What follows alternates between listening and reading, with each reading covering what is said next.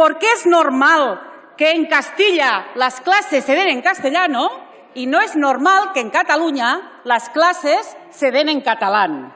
¿Qué le importa a alguien de Cuenca en qué idioma se dan las clases en Canet de Mar? ¿Les parecería normal que solo el 2, el 3 o el 4% de toda la oferta audiovisual estuviera en lengua castellana? ¿Acaso es menos nuestra lengua?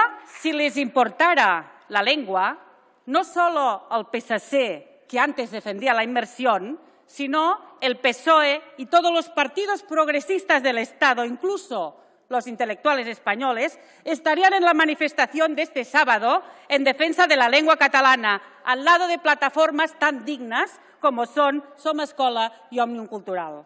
Pero no, porque la única lengua que les importa es el castellano, que sin ningún complejo llaman el español, porque les importa un comino la lengua catalana.